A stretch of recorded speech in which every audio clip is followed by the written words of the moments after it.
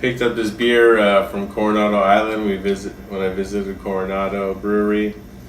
Stem to Stern, Batch No.1, Hoppy Red, which we both like Hoppy Red. So brewed with experimental hops, which we like experiments, so that's cool. Coronado Brewing Company, limited small batch series, 7.7 alcohol by volume, 1 pint. Stem to Stern, Batch No.1. Stem to Stern, a small batch series set to explore the full length of our brewing craft. This is where we test the waters with unique ingredients, new ideas, and spins on treasured classics. We love to innovate and experiment, so hop aboard and see where this small batch beers take you. This exploration in experimental hops starts with a hefty dose of Denali and yet to be named number 7277 hops, balanced by a firm malt backbone. We dry hop with 2 pounds per barrel for an intensely aromatic blend of pineapple, apricot, and citrus, and a lingering spicy finish.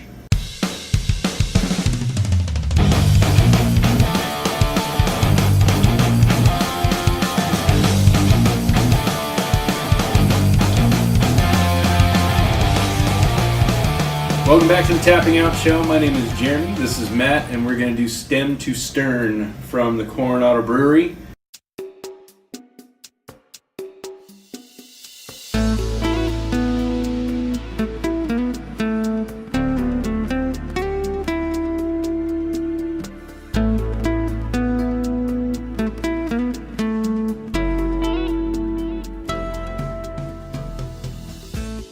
Literally from the Coronado Brewery. Yes. Matt finally got to have his wish, his way. He's been wanting to do it forever. Matt's a huge fan of Coronado. Went out the island and the brewery. Right, and he did both. So he decided to bring this one back because Coronado is what kind of got us into the hoppy red or the red IPA or whatever you want to call them now, but that blend with the red ales and the hops. And you know, they've yet to make that beer again because it was a specialty one, but he picked up Stem to Stern, which is, this one's batch 1, right? Because there's a few of them. One, yeah. Okay, so we have batch 1. Batch 1 is supposed to be a very unique hoppy red. It's supposed to actually have some experimental flavors to it. We have not tried this. We have tried a lot of beers from them, so we're hoping this one's pretty killer. Because it was hard not to drink that too. Was it? It's taken a lot not to drink this beer. Even when I was there, they had all the names, and I was still looking for Bobblehead, even though they didn't make it. I was just looking. We were asking him why he didn't ask to talk to the master brewer and see if they could bring it back. But Bobblehead Red was the beer that we were talking about. We're kind of hoping this is kind of in that same ballpark. It's almost like brownish red. Right. I was gonna say it's got quite the color to it. It's a different texture. I mean, it's red, but it's not see-through. It's not translucent by any means, because it's not see-through, but it's almost like a lot of those wine ones we've done. The wine reds, like a Smog Cities one. Yeah, almost like the fruit ones right. or something. It's kind of got there's a little bit of carbonation to it. It's got a little bit of head. I did pour out kind of quick because I kind of just wanted to see what the reaction was to it. I'd say it smells hoppy, but it doesn't smell IPA hoppy. It's not pungent. Not really. No, it doesn't really. It's a light smell to it. Light floral, light citrus, right. light hop. I mean, it doesn't smell really dry either. No, it doesn't. But you know what it does smell like? I can smell the malt. I could smell a lot of it. I could smell some malt, but not a lot. I smell for what it's supposed to be. I was expecting less of a malt smell. So we want to try this so bad. So we're gonna go ahead and do this. Cheers. Cheers.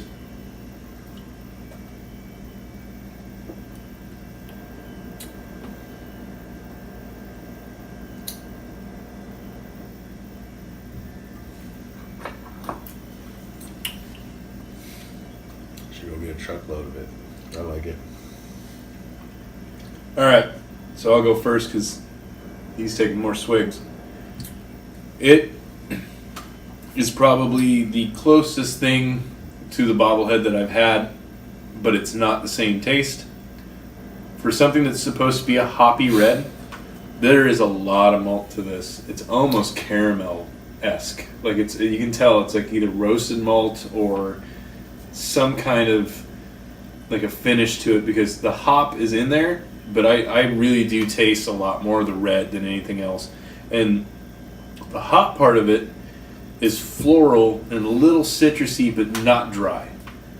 At least in my opinion. And you know, it's really good. But I mean, it's really, really easy to drink, and you cannot tell. And not saying that 7% alcohol is high or low. It's higher than most regular beers, but that doesn't taste like a 7%er at all. Yeah, I would say it's really drinkable. It's more red than hop, which isn't bad. It's really good. So you don't think it has a heavy caramel to it? I can taste a lot of malt to it. Well, it does. What I was going to say is it reminds me of the bobblehead because the reason why we liked it is it had the hops in the beginning. And the malt at the end. And the malt in the end. This one does. But it's almost like pale ale at the beginning. Right. And malt in the end. But smooth both ways. Yeah. And for 7-point-something% alcohol, really drinkable. Well, because that's kind of what maybe that's why I'm thrown off by where I was saying it's a lot of, to me, caramelly malt.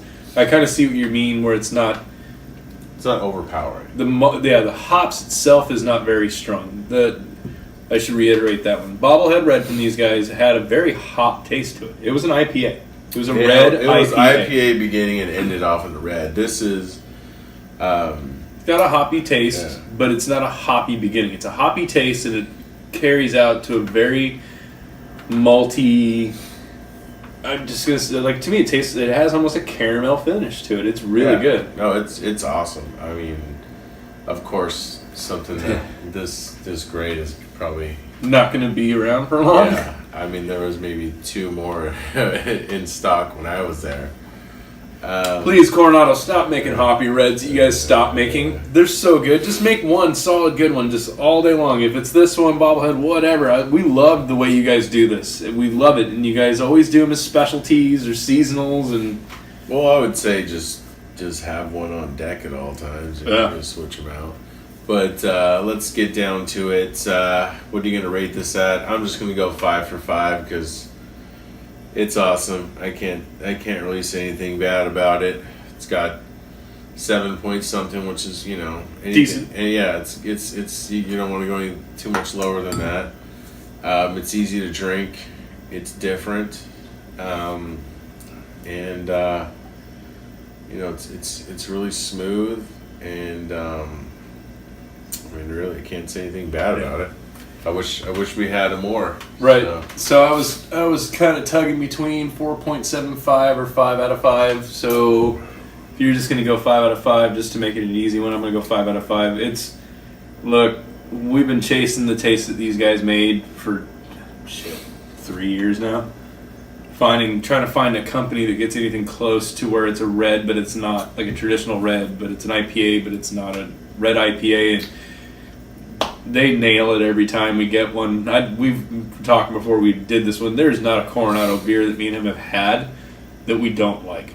They're up there. We have the top 5. We do, and Rogue and these guys are definitely on the top part of that. So if you're a craft beer guy, you got to find a way to get this and try it somehow. That's how I feel about it. That's why I give it a 5 because I don't even care if you like reds or hoppy reds or IPAs or anything. You should try this beer because it's something special. So 5 out of 5 from Tapping Out Show. Coronado, you killed it again. It's good stuff. You know anything like this, or if because we made a joke that they're gonna make the bobblehead red again or whatever, email us. It's info@tappingoutshow.com.